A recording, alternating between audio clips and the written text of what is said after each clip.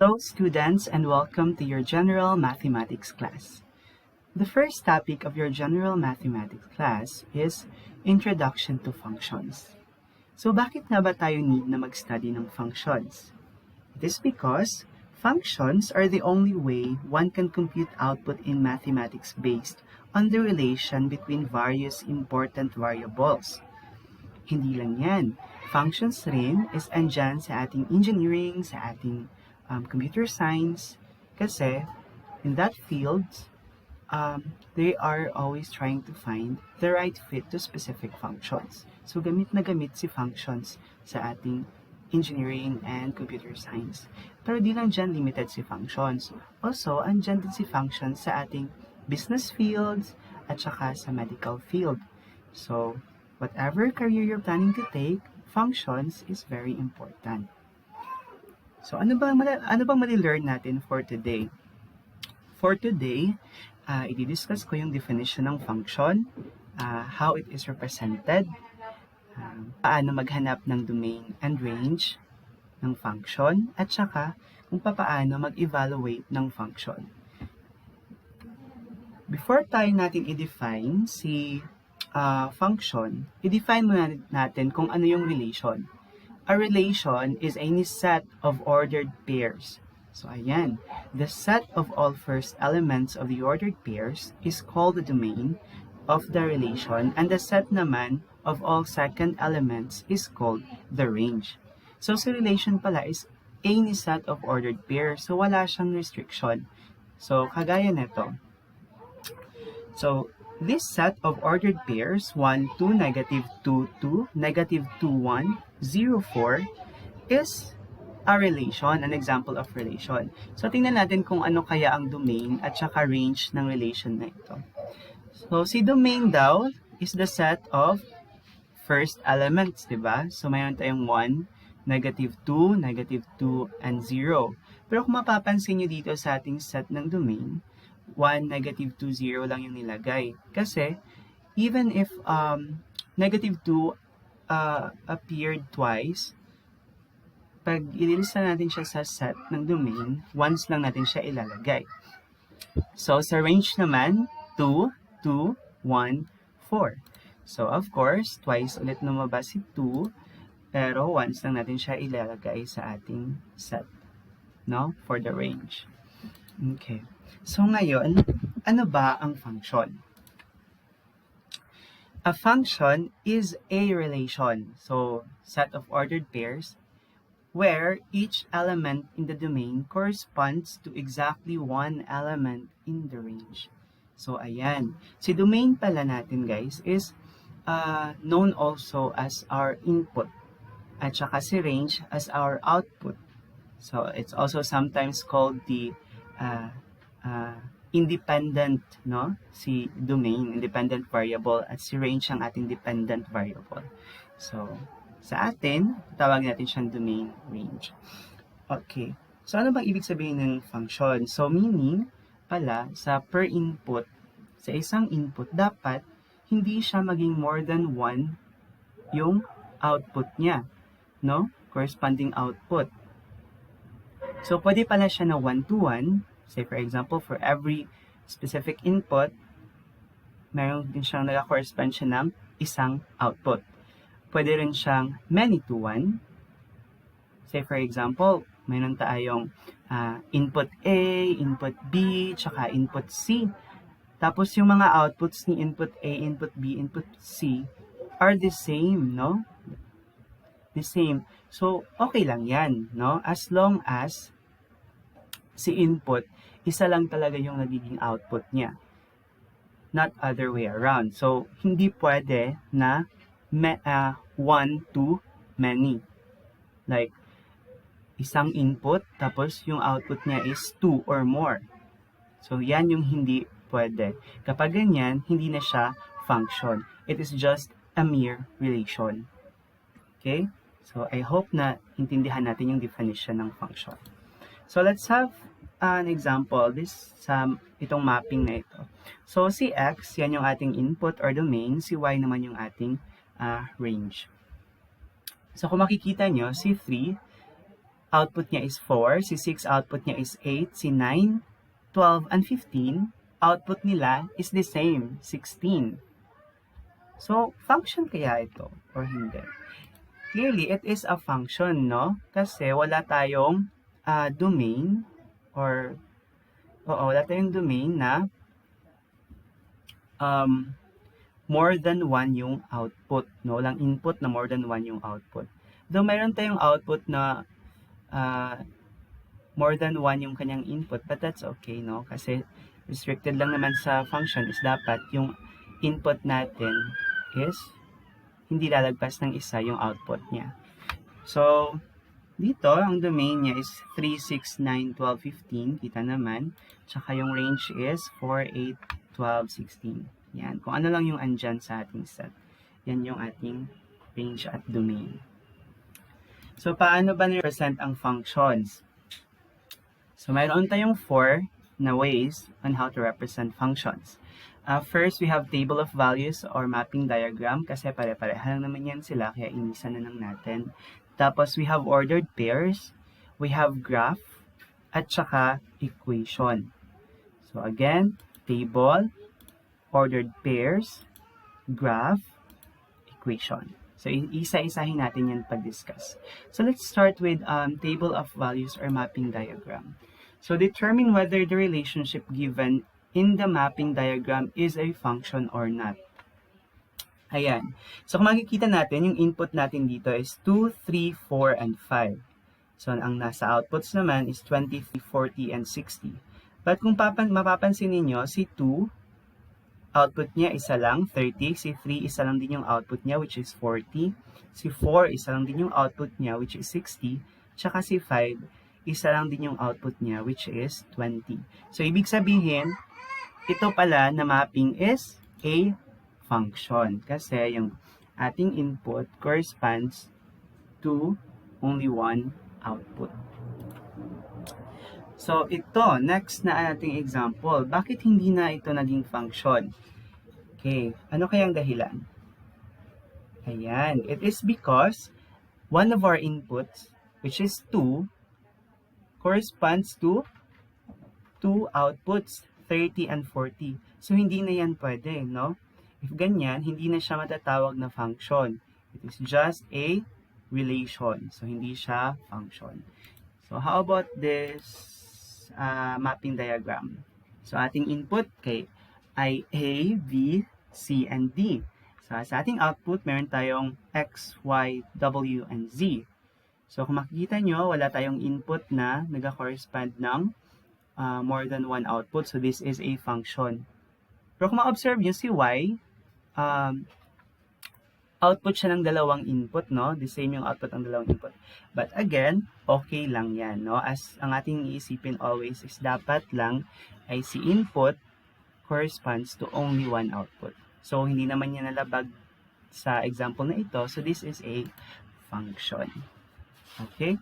So, ganyan ang ating pag-identify kung function ba or hindi ang isang mapping diagram or ang isang table. So, how about if ordered pairs yung binigay?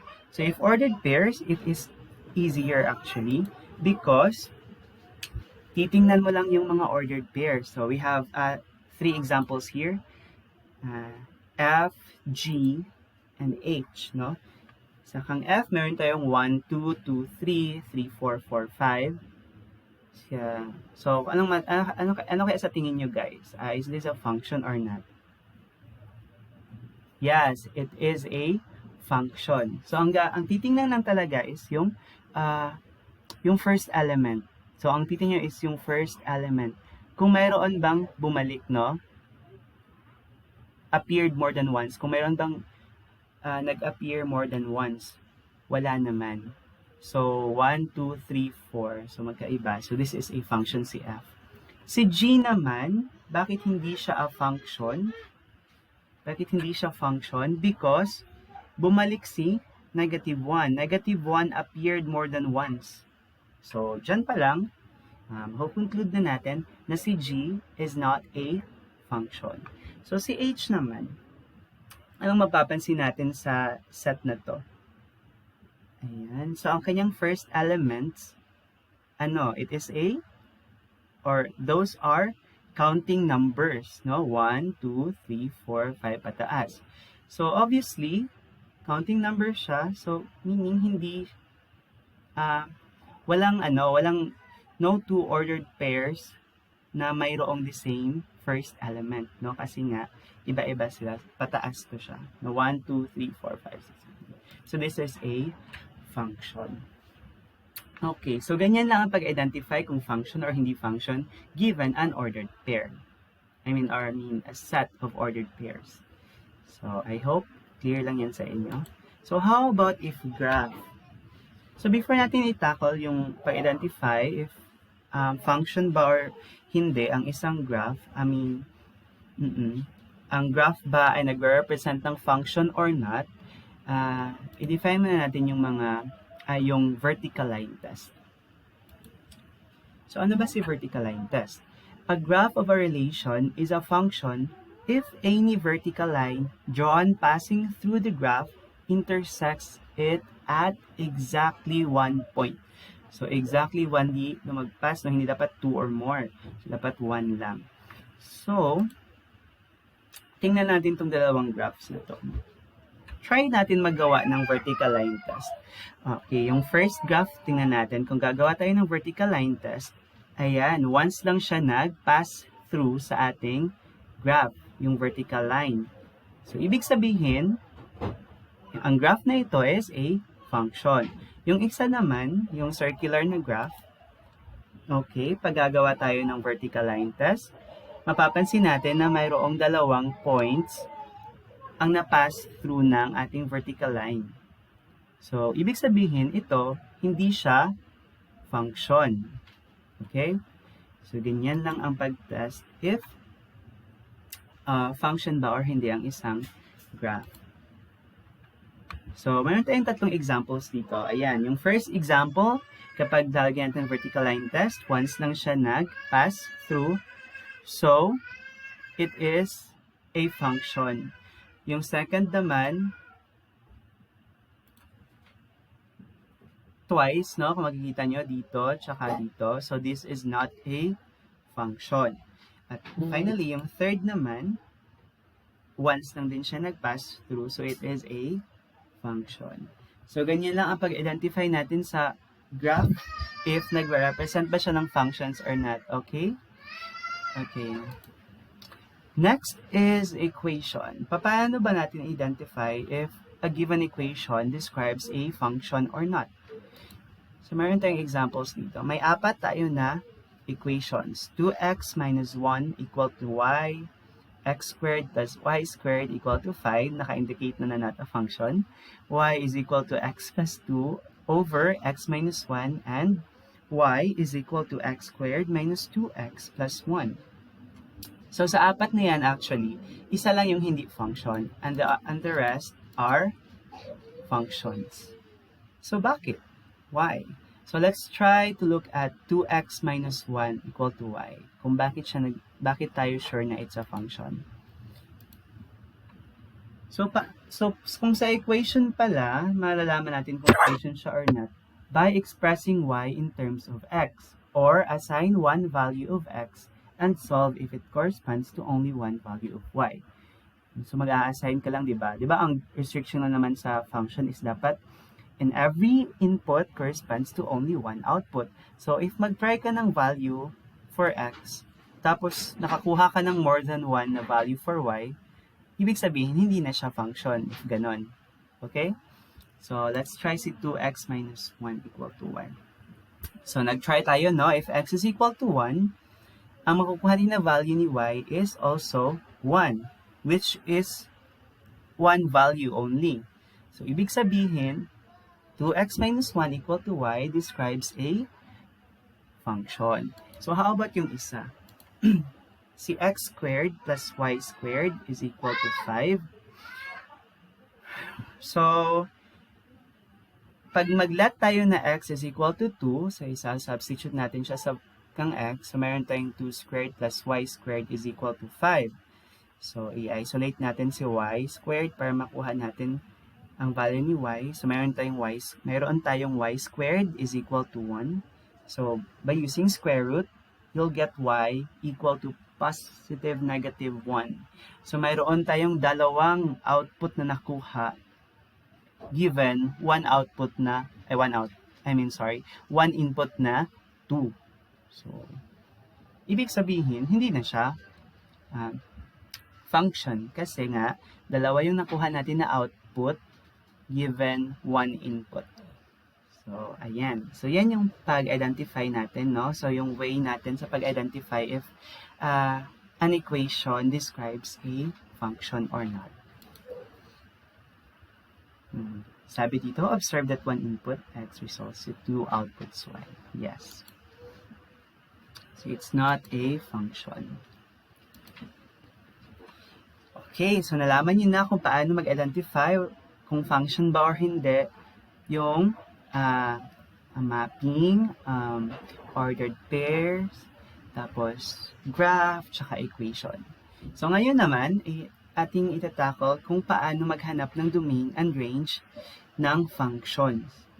So, ano nga ba ulit yung domain? Domain natin is set of first coordinates or input or set of all the first elements. Ganyan, yan yung domain. Yung range naman is yung second coordinates or the output. Okay. So, sa paghahanap ng domain and range, mayroon tayong mga restrictions na dapat tingnan. Below are some restrictions to consider when finding domain and range of some functions that involve the following. So, dalawa lang actually. First is the radicals with even indices. So, ano ba yung mga radicals with even indices? Yan yung square root, fourth root, sixth root. So, dapat raw, radicands, kung ganun yung case, radicands natin or yung inside ng ating square root must be non-negative. Yes. Kung non-negative, anong ibig sabihin? 0 pataas. Okay? Bakit kailangan na negative? Kasi kapag negative yung ating radicand, tapos even yung index natin, ang mangyayari, we will have no real solution. Okay? So, walang real solution. So, yan yung mangyayari. Kaya dapat, careful tayo with this one. Next naman is fractions. Alam niyo na to, because denominator must not be equal to 0. Bakit? Yes, because ang ating fraction magiging undefined. Okay? So, magkaiba yan ha. Yung sa radical na even indices, magiging lang siya, no real solution. Sa fraction naman, magiging undefined. So, magkaiba yung dalawang terms na yan. Hindi yan, they don't mean the same thing. So, I hope klaro yan sa inyo. Okay, next, determine the domain and range of the following ordered pairs. Okay, start tayo sa ordered pairs.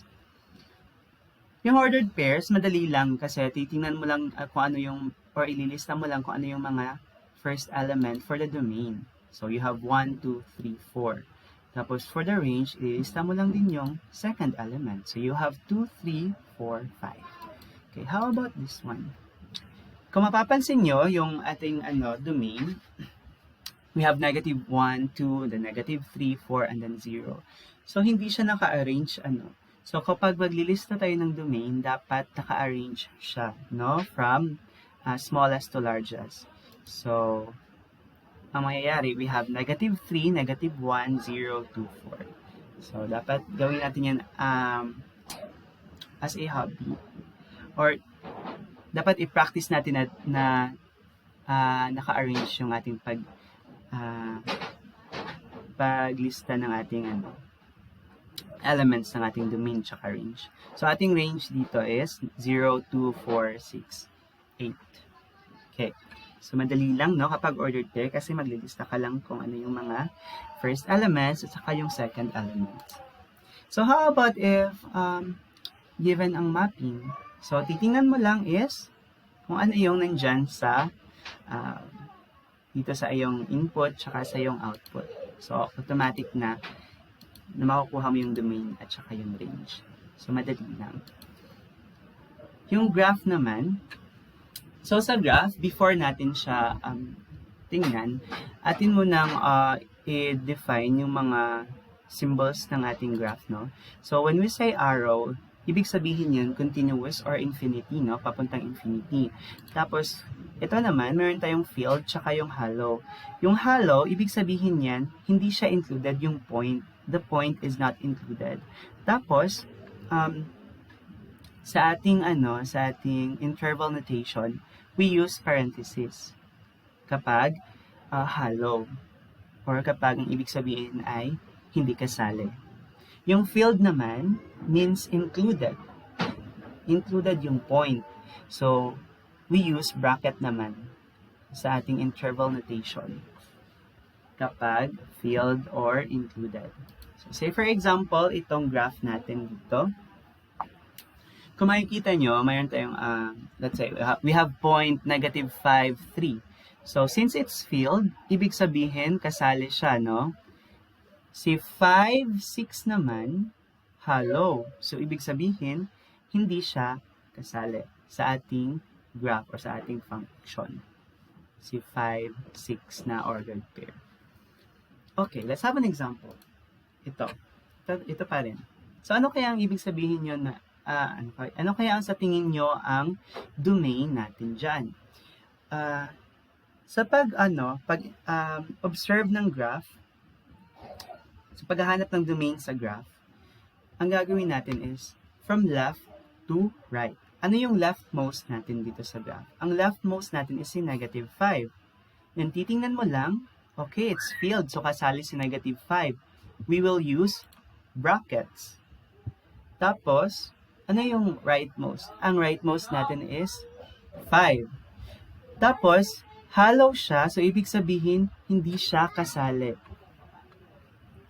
Kaya we use parentheses sa ating interval notation. So, we have negative 5, 5, inclusive kang negative 5. So, sa set builder notation naman, we have x such that x is greater than or equal to negative 5 but less than 5. So, mayroon tayong or equal kang negative 5 kasi nga kasali siya, field yung point. So, paano naman yung range? So, if si domain left to right, si range from bottom to top. So, ano yung bottommost natin dito? Ito, di ba, na point? So, ang corresponding y component dyan is 0. So, but since it's filled, so kasali ulit si 0, no? So, pero yung topmost naman natin is ito na point. Hollow. Tapos si 6 yung corresponding y value niya or component. So, ibig sabihin, kasali si 0, we have bracket. Si 6 hindi kasali, so we have parentheses. So, the range is from 0 to 6 exclusive kang 6. Or sa set notation pa, we have y such that y is greater than or equal to 0 but less than 6. So, depende na yan sa teacher, no? Kung ano yung pipiliin niya, if interval notation ba or set notation. But for our class, I prefer interval notation, no? So, interval notation ang gagamitin natin para uniform ang ating mga sagot. Okay, so another example, this graph. So, ang both ends ay may arrow.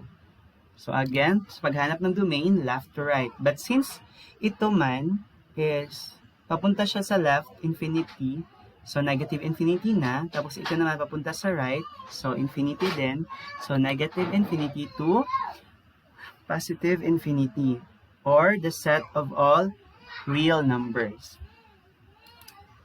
Ang range naman natin, the same, no? Kasi from bottom, naka-arrow siya, tsaka yung top is naka-arrow din. So, ayan. So, we also have the set of all real numbers. Okay. So, next is this graph. So, kung makita nyo, this graph represents a quadratic function, no? So, ang ating domain, of course, from left to right, naka-arrow siya, di ba? Ito. So, to negative infinity na to. Tapos sa right naman, going also to positive infinity. So that is why our domain for this graph would be the set of all real or from negative infinity to positive infinity. Paano naman yung range? So from bottom to top, titingnan natin. So ang ating graph is andyan lang sa positive na mga quadrants, no? So, pero yung ano niya, yung bottom most niya is si 0.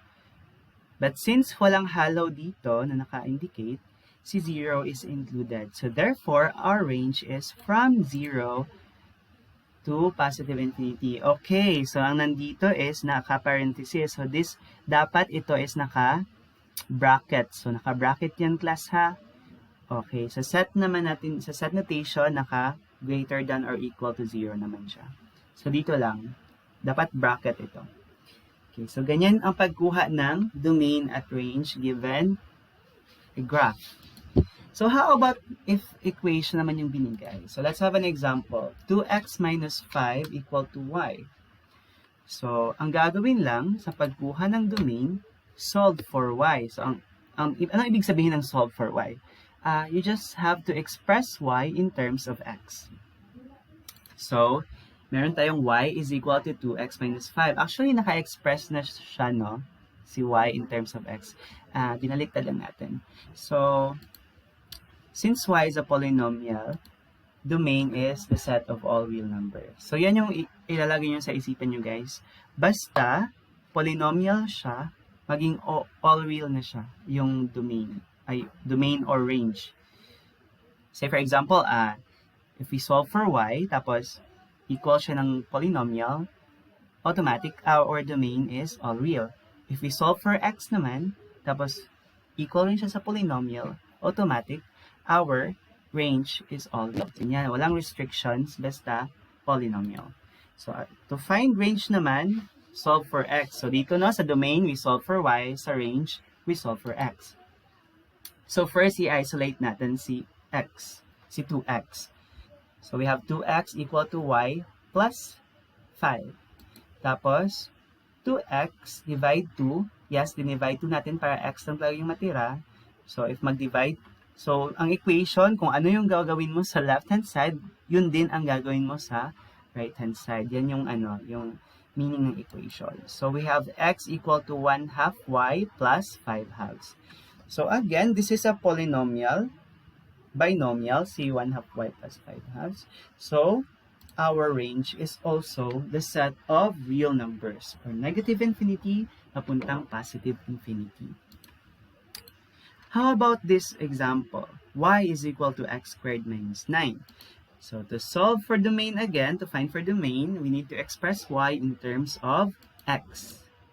But since y is already expressed in terms of x and is a polynomial, therefore, automatic ating domain is all real. How about our range? So, solve for x naman tayo. So, we need to isolate x squared first. So, we have x squared equal to y plus 9. And using square root, we'll have x equal to positive and negative square root of the sum of y plus 9. Okay, may square root, no? Tapos, ang index natin dyan is 2, di ba? So, even. So, may restriction na dapat si y plus 9 is greater than or equal to 0 or non-negative. So, yan yung gagawin nyo. Y is plus 9 should be greater than or equal to 0. So, solve for y lang kayo. So, we have y greater than or equal to negative 9. So, that will be, so, yan yung magiging range natin. So, we have, the range is from negative 9 to positive infinity. Okay, naka-bracket, no? Because greater than or equal. How about this example? X squared plus y minus 4 equal to 4. So again, to find domain, we need to solve for y. So, i-isolate natin si y. Ang makukuha natin is 4 minus x squared. And that's a polynomial. So therefore, our domain is all real. How about the range? So, solve for x tayo. First step, isolate x squared.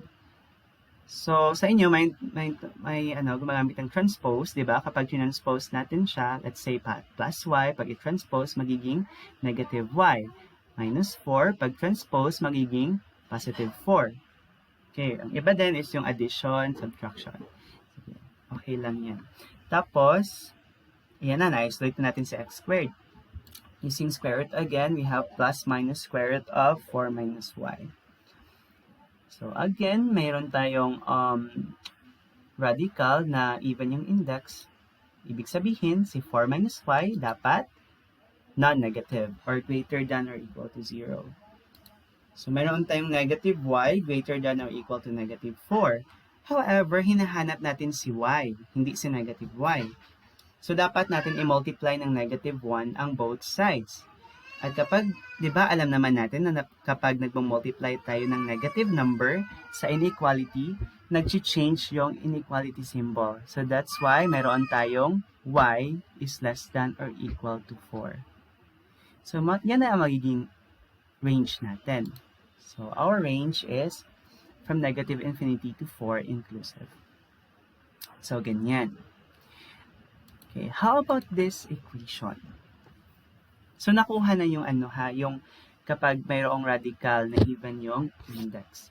So, ito naman, to solve for to find domain, we need to solve for y. So, kung mapapansin nyo, si 3y and xy, mayroon silang common na y. So, if a factor out natin yan, so that is why we have y times 3 plus, times the quantity 3 plus x. So, para ma-solve si y, i-divide lang natin ng 3 plus x ang both sides ng equation. So, makakakuha ka ng 2x plus 1 over 3 plus x.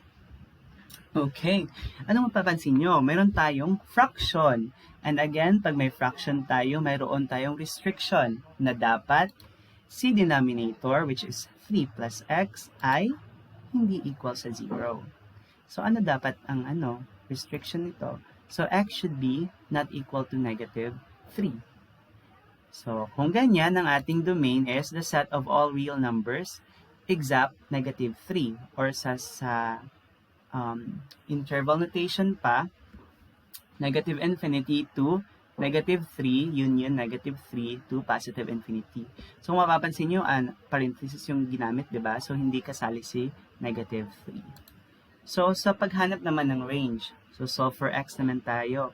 So, kailangan i-isolate natin yung mga terms na mayroon na andyan si x. So, si xy, tsaka si 2x, no?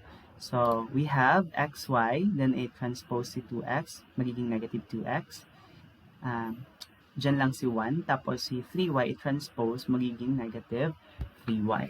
So, factor out x, you have y minus 2.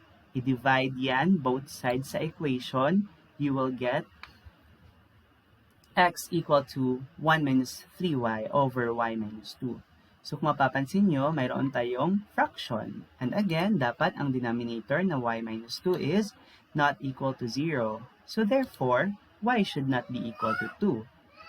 And that's why our range is the set of all real except 2, or negative infinity to 2, exclusive, union 2 to positive infinity, exclusive to 2. Okay, so yan yung pagkuha ng domain and range, no? So, given a function, given an ordered pair, a set of ordered pairs, tapos graph, mapping, tsaka equation.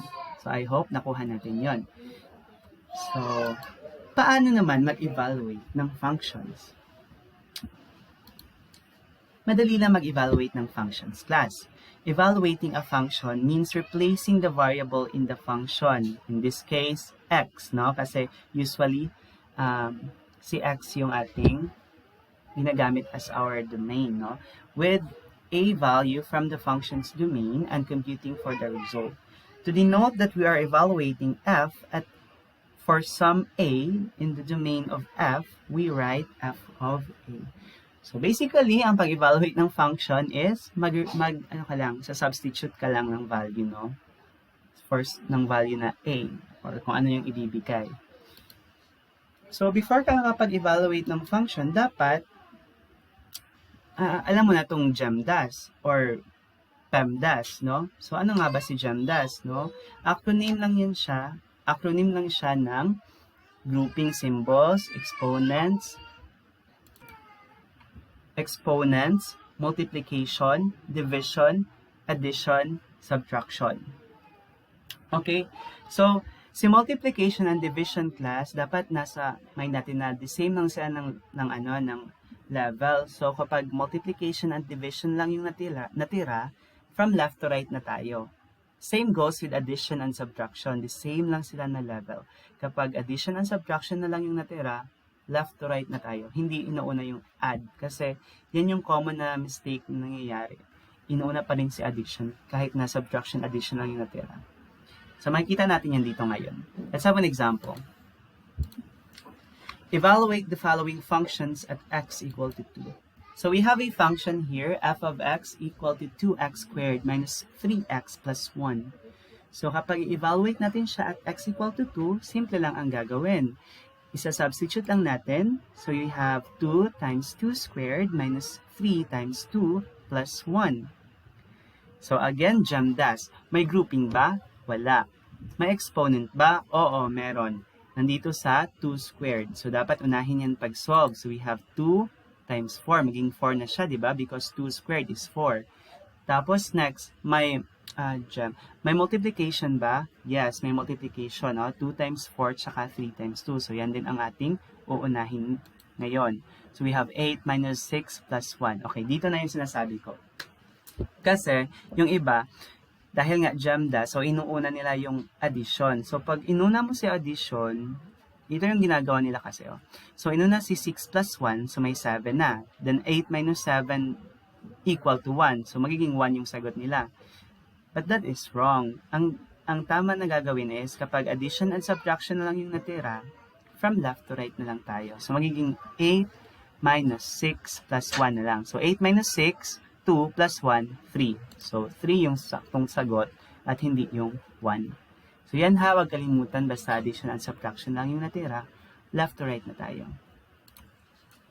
Okay, how about this function at x equal to 2? So if we substitute 2 kang x, meron tayong 6, square root of 6 minus 2 over 2 plus 1.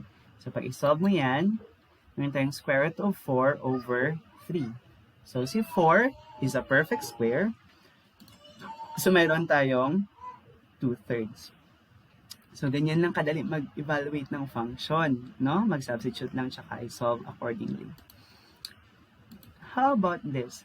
Hindi lang siya restricted si evaluating functions sa mga numbers, no? Or sa integers or fractions, ganyan. So pwede rin siya na expression.